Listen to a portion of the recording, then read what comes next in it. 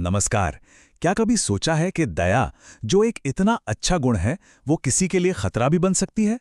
आज हम आचार्य चाणक्य के उसी प्राचीन ज्ञान में उतरेंगे और समझेंगे दया के उस दूसरे पहलू को जिसके बारे में हमें ज्यादातर सिखाया नहीं जाता। क्या लाइन है। इस दुनिया में जो जितना दयालु और सीधा साधा होता है, दुनिया उतना ही उसका फायदा उठाती है। ये कोई आज की बात नहीं है, ये आचार्य चाणक्य ने अपने शिष्य चंद्रगुप्त को चिताया था। और ये एक कड़वी सच्चाई है ना, कि जरूरत से ज्यादा सादगी को लोग अक्सर कमजोरी समझ लेते हैं। और यहीं से शुरू होती है असली समस्या। तो यह सिर्फ कोई किताबी ज्ञान नहीं है। चाणक्य ने अपनी बात को समझाने के लिए एक कहानी का सहारा लिया। एक ऐसी कहानी जो दिखाती है कि कैसे अच्छे से अच्छे इरादे भी कभी-कभी एक जाल बन जाते हैं। तो चलिए कहानी में चलते हैं। कहानी है रहीम की।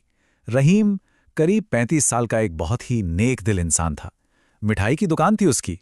अपनी माँ से उसे प्रेरणा मिली थी कि दुनिया में बस मिठास ही घोलनी है।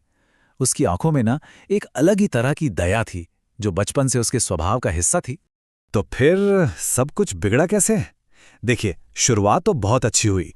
पहले दिन रहीम ने एक बेचारे भिखारी को तरस खाकर मुफ्त में जलेबियां दे दी। बस फिर क्या था, ये एक सिलसिला बन गया। वो भिखारी रोज आने लगा। अब ये सब देखा मोहल्ले के कुछ शरारती लड़कों ने, जिनका लीडर था शामू। उन्होंने भी मुफ्त की मिठाई मांगनी शुरू कर दी और धीरे धीरे ये मांग जबरदस्ती में बदल गई। दुकान पर झगड़े होने लगे और बेचारे ग्राहक वो तो डर के मारे आने ही बंद हो गए। एक रात रहीम ने बहुत सोचा और उसे समझ आया कि अब कुछ तो बदलना ही पड़ेगा। सोचिए जरा, रहीम की हालत। वो तो यही सोच रहा था, मेरी दया से तो सब खुश होने चाहिए थे। वो पूरी तरह से कंफ्यूज था कि उसके इतने नेक इरादों का नतीजा ये झगड़ा, ये परेशानी, ये दुख क्यों निकला। ये सवाल उसे अंदर ही अंदर खाए जा रहा था।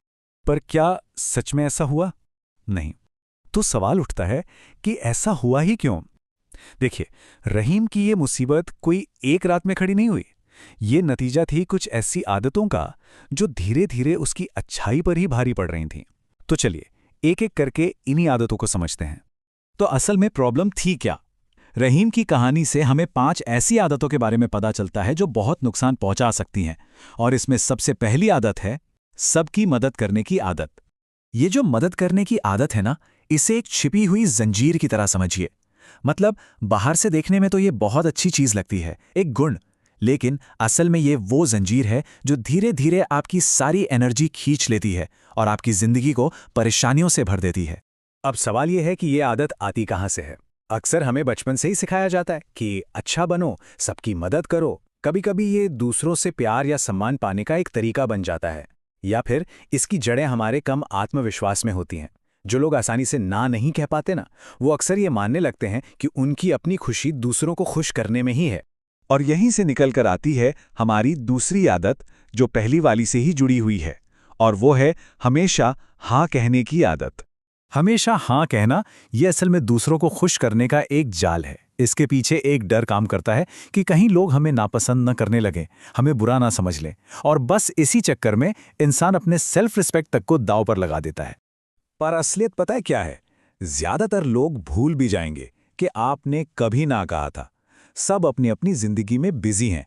और हाँ, जो लोग इस बात को पकड़कर बैठ जाएं, वो शायद आपके सच्चे दोस्त हैं भी नहीं। ना कहना अपनी हदों को बचाना है, और ये बहुत जरूरी है। अब बात करते हैं तीसरी आदत की। ये भी डर से ही जुड़ी है, और वो है अपनी गलतियों को छिपाने की आदत। तो इस डर से बाहर कैसे निकलें? रास्ता बहुत सीधा है, बस 3 स्टेप्स हैं।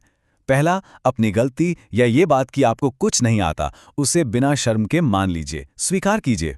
दूसरा, सीखने की इच्छा रखिए, कमिटमेंट दिखाइए। और तीसरा, सच बोलिए, ईमानदारी से, सीधे सीधे। सोचिए, ये कहने में कितनी ताकत है।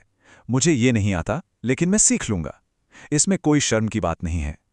ये ईमानदारी ना सिर्फ आपको मुश्किल से बचाती है, बल्कि आपकी कमजोरी को आपकी ताकत में बदल देती है, और दूसरों को भी आपसे प्रेरणा मिलती है। चलिए अब आते हैं चौथी आदत पर, जो है खुद को भूल जाना। अक्सर हमें ऐसा लगता है कि दूसरों को खुद से पहले रखना बहुत महान काम है, लेकिन सच्चाई यह है कि खुद को पूरी तरह से भूल जाना अपने लिए बहुत नुकसानदायक हो सकता है। क्योंकि जब हम अपनी ही जरूरतों को नजरअंदाज करते रहते हैं ना, तो आखिर में हाथ में सिर्फ निराशा और गुस्सा ही बचता है। तो इसका हल क्या है? हल है प्रैक्टिकल डिस्टेंस, यानी एक व्यावहारिक दूरी बनाए रखना। ये खुद को बचाने का एक तरीका है।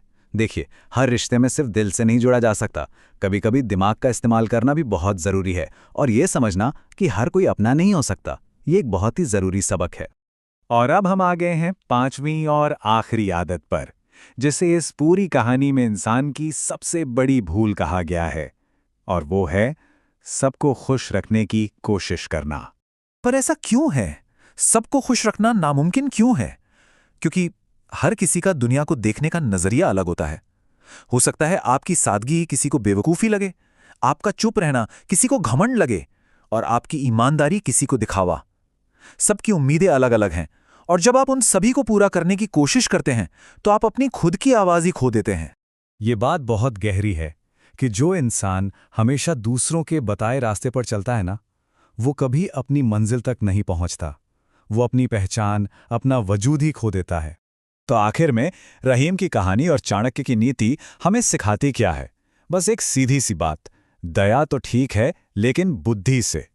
दयालु होना कोई बुरी बात नहीं है, पर वो दया हमेशा समझदारी और विवेक के साथ होनी चाहिए।